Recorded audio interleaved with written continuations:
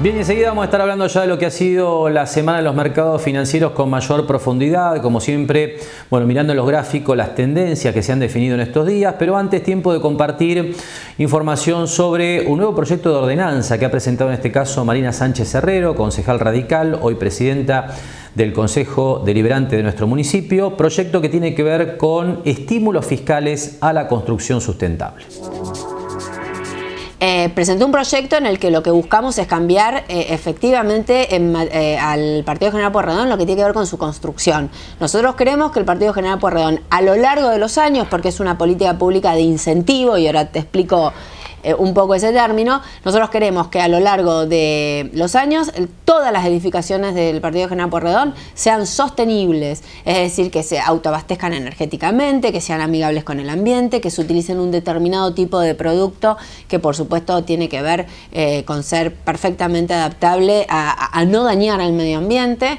Y por supuesto lo que plantea esa ordenanza es hacerlo desde un lugar del incentivo. El incentivo lo ponemos en el tema de si se realizan las construcciones con los elementos de sustentabilidad que establece la propia ordenanza, hay exenciones en la tasa hasta por 10 años y hasta el 60% de ella, o en el pago de lo que es la factura de OCE. Es importante destacar que obviamente son productos caros todavía por la poca utilización que tienen, y hay una escala, ¿no? No es que uno tiene que hacer al 100% su casa sostenible, sino que se adapta el proyecto de ordenanza a cada una de las realidades. Sí, a ver, nosotros lo que buscamos es que cualquier construcción, inclusive remodelación o refuncionalización de una casa ya construida o un espacio ya construido, empiece a incorporar cuestiones sostenibles. Se incorpora todas las que regula la ordenanza, inclusive nuevas y distintas a la que plantea la ordenanza, por ahora te voy a hacer después una salvedad sobre ese tema, pero no importa. Se incorpora todo fantástico, porque quiere decir que se va a autoabastecer energéticamente, etcétera. Pero ya con que incorpore una, ya ganamos como municipio, porque esa construcción no hubiera tenido nada de sustentabilidad en su construcción. Bien, en cambio, de esta manera ya incorpora una. Lo que sí varía, como bien vos decís, es que hay parámetros dentro de la ordenanza sobre qué tipo de cosas le pones como elemento sustentable, qué tipo de orientación tiene la construcción, dónde construís. Es decir, un montón de parámetros que lo que van posibilitando es que te categoricen, y sobre esa categorización la exención impositiva que podés tener entre 5 y 10 años son inamovibles, no es 1, 2, 3, es 5 o 10, y vas desde el 60 y la menor exención es el 20%. Así explicaba entonces Marina Sánchez Herrero, hoy presidenta del Consejo Deliberante de nuestro partido, este proyecto orientado a estimular la construcción sostenible, como decíamos anteriormente, ¿no? Básicamente con beneficios fiscales y económicos, no solamente para nuevas obras, sino también para modificaciones en obras ya realizadas. En el segundo tramo de la charla con Javier Novoa, Marina Sánchez Herrero nos cuenta algunos detalles más del proyecto y también, bueno, nos explica de qué manera se piensa buscar el apoyo de organizaciones, básicamente de trabajadores y empresarias que tienen que ver con la construcción en nuestro distrito. Mira, es un círculo virtuoso, en realidad, vos le das una buena mirada, es un círculo virtuoso, porque vos lo que buscás es que todas las personas empiecen a tener, primero, construcciones sustentables, lo cual eso mejora notablemente la calidad de vida nuestra, desde la utilización de aguas, etcétera, todo tipo de cosas. La ordenanza es muy vasta en ese sentido. En principio, ya el beneficio de construir un mundo mejor. Luego viene el tema de comprar productos sustentables o pensar la sustentabilidad, que como bien vos marcaste antes, muchas veces por cuestiones de falta de demanda, la oferta es muy alta a nivel económico. Es decir, que se pondría más en una tarifa más accesible por la cantidad de gente que empezaría a demandarlo. Y eso también hace, por supuesto, que quienes ofrecen proyectos en materia de construcción empiecen a pensar sustentablemente, porque también es cierto que el ciudadano común medio no estamos en el mundo de la sustentabilidad desde el punto de vista de la construcción. Entonces esto también es un tema que debe ser acompañado por todo lo que tiene que ver con el Colegio de Arquitectos, por los arquitectos, por las cámaras de constructores, por las empresas constructoras. De hecho, próximamente estoy ingresando el pedido de jornadas, y son jornadas sobre construcciones sustentables, y van a ser jornadas encaminadas, por supuesto, como siempre al público en general, pero destinadas especialmente a todo lo que tiene que ver con el equipo, digamos, las cuestiones técnicas, los arquitectos, constructores, etcétera, que son un poco los que nos proyectan y nos ponen en tema o no sobre esos temas. ¿Hay antecedentes en Mar del Plata de este tipo de construcciones o se comienza prácticamente desde cero? No, hay. Hay porque hay personas que están, hay construcciones que están de a poco incorporando, valga la redundancia, incorporando elementos de sustentabilidad. No hay masivamente. Lo que nosotros hoy, mira, cuando el Estado decide establecer o cambiar una conducta social, y lo hace a través de una norma, como es una ordenanza, vos lo podés hacer desde la imposición o lo podés hacer desde el incentivo. Uno es mucho más lento que el otro, pero para mí el segundo es más efectivo que el primero. Eso quiere decir que imponer una política pública, por ejemplo, que hubiéramos dicho, a partir de mañana todas las construcciones deben ser con elemento o con tal tipo de elemento incorporado sí o sí. No, por supuesto que está bien, porque muchas veces son políticas públicas que necesariamente deben implementarse de manera inmediata. Esto en realidad lo que busca es el cambio de conducta, el cambio de mirada, cosa que luego se incorpore como algo absolutamente natural. Los dos caminos son válidos, por supuesto en la medida que tengas un ciudadano que respete la norma. La diferencia es que uno se impone y otro se incentiva. Nosotros fuimos por la del incentivo a través de lo que es un beneficio, porque como, a ver, hoy incorporar esas cuestiones no está en nuestro ADN. Entonces, bueno, empezar a hacerlo valorar desde otro lugar. ¿Cómo ven en una primera instancia la implementación? Imagino que empezando por edificios, por desarrollos que obviamente absorben de manera más fácil los costos y no tanto en las viviendas, ¿no? Bueno, pero fíjate que en la ordenanza, casualmente, como nosotros esto que vos estás planteando lo supimos, porque no es lo mismo la vivienda unipersonal o unifamiliar que un edificio de 20 pisos, digamos, en lo que tiene que ver con el costo de adquisición de los productos en materia de sustentabilidad. Como nosotros realmente lo valoramos, en la ordenanza hay muchos beneficios que la vivienda familiar esté equiparada a las grandes construcciones, a las grandes superficies, lo cual se buscó que, si bien sabemos que en general el que se hace su casa es para vivir, a diferencia de un edificio que tiende a ser una unidad comercial, digamos, a venderse, bueno, en muchos casos va a tener los mismos beneficios que esos que casualmente fue para que lo valoraran o lo evaluaran dentro de sus costos y bueno, yo incorporo esto y de esta manera evito esto. A ver, lo importante quiero marcar, no se busca hacer como una transacción entre lo económico y lo ambiental, pero sí encontramos que aquel que colabora en tener una mejor ciudad, bueno, nosotros le damos ese beneficio impositivo. Hasta aquí entonces la presentación de este proyecto de ordenanza para impulsar en nuestro distrito la construcción sostenible. Tiempo ahora entonces de meternos de lleno en lo que ha sido la semana de los mercados financieros, una semana, bueno, de alguna manera asignada por la decisión de la Reserva Federal de Estados Unidos en términos de tasas de interés. Pero vamos a ver, como siempre, cómo respondieron los mercados con el apoyo de los gráficos.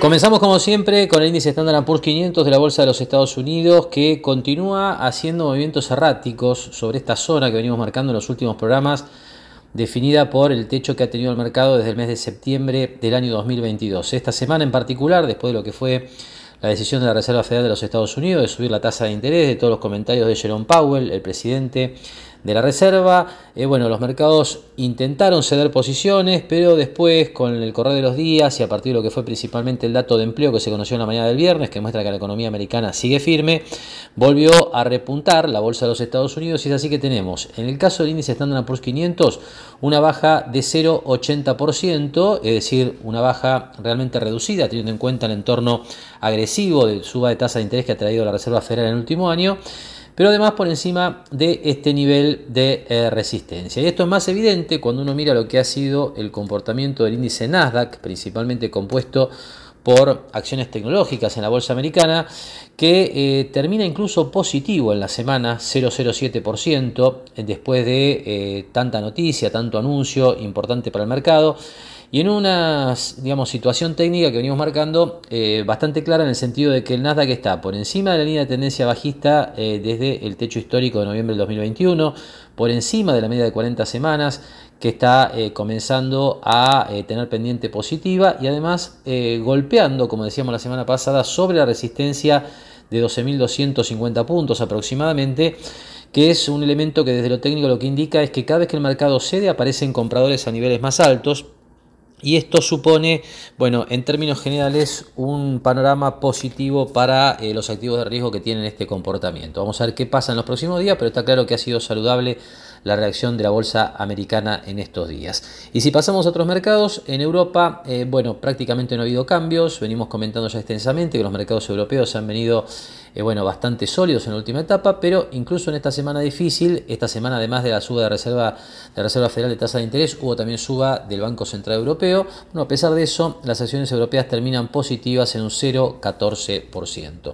Si venimos a la región latinoamericana, como siempre decimos también, ¿no? Estamos en un mercado lateral dentro de, una situación sin tendencia clara de mediano y largo plazo, pero en particular esta semana las bolsas de la región terminan en positivo, 1,18%, acompañando el buen contexto global. Y nos queda ver, por último, lo que ocurrió en la bolsa argentina, que está claro, a pesar de todas las malas noticias que hay en el contexto económico y financiero local, problemas con el dólar, bonos que cotizan a niveles prácticamente de alta probabilidad de reestructuración justamente de esa deuda, problemas con las reservas internacionales. Bueno, a pesar de todo esto, las acciones realmente uno nota que le cuesta bajar, ¿no?, al mercado argentino. Esta semana en particular, 3,04% arriba el merval de contado con liquidación. Veníamos comentando ya en las últimas semanas que es interesante el desarrollo del mercado argentino, teniendo en cuenta que está sobre la media de 40 semanas con pendiente positiva y dentro de un contexto lateral en esta zona, ¿no?, muy amplia, porque es característica de un mercado volátil moverse en rangos amplios, pero la bolsa argentina tiene esa característica y se viene moviendo en este año entre $730 y $520. Pero reitero, está muy sano el comportamiento del mercado argentino de acciones desde lo técnico, a pesar de lo complejo del panorama económico y financiero local. Hasta aquí entonces el panorama semanal en las principales bolsas que repasamos como referencia. Hacemos ahora la última pausa en Mercados y Empresas y enseguida compartimos la habitual charla semanal con la contadora Adriana Figliolo, gerente de Mar del Plata Bursátil. El Consejo de Gobierno del Banco Central Europeo ha decidido elevar los tipos de interés en 25 puntos básicos, tal y como esperaba el consenso del mercado. The inflation outlook continues to be too high and for too long. In light of the ongoing high inflation pressures, the Governing Council today decided to raise the three key ECB interest rates by 25 basis points. De esta forma, la tasa de referencia para sus operaciones de refinanciación se situará en el 3,75%, mientras que la tasa de depósito alcanzará el 3,25% y la de facilidad de préstamo el 4%. We will continue to follow a data-dependent approach to determining the appropriate level and duration of restrictions. Con esta séptima subida consecutiva del precio del dinero, que se ha situado en su nivel más alto desde octubre de 2008, el BCE sigue adelante con el endurecimiento de su política monetaria, aunque por primera vez desde que comenzase el actual ciclo de subidas en julio de 2022, ha reducido la intensidad del alza de los tipos.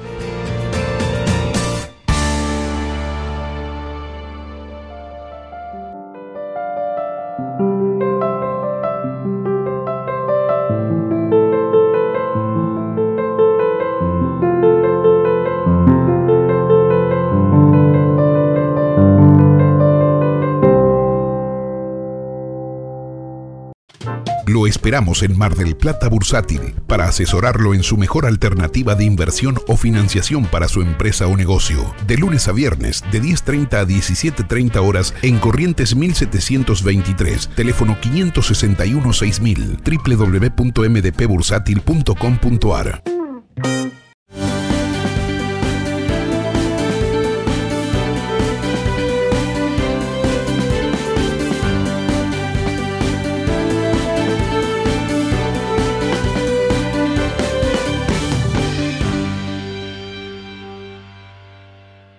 Más beneficios, menos trámites. Simplificate. Tiempo para crear, emprender, fabricar y trabajar. Te lo hacemos más simple para que puedas hacer lo que más te gusta.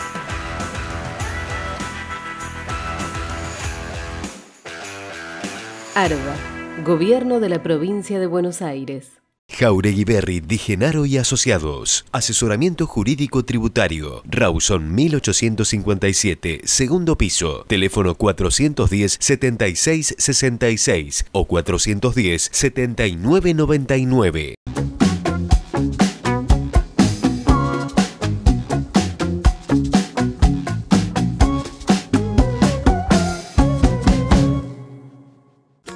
Solicita tu tarjeta Favacard online en 5 minutos y te la llevamos a tu casa. Con tu Favacard vas a disfrutar de infinitos momentos de verlos reír, invitar a tu gente querida, darte un gusto, construir tu futuro. Ingresá a tarjeta-mediofavacard.com.ar y obtené descuentos y cuotas sin interés para disfrutar más. Ahora en centrocider.com.ar podés comprar todo sin moverte de tu casa. Hierros, chapas, materiales para construcción en seco y todo lo que necesitas al mejor precio y con stock actualizado las 24 horas. centrocider.com.ar. Más simple, más rápido.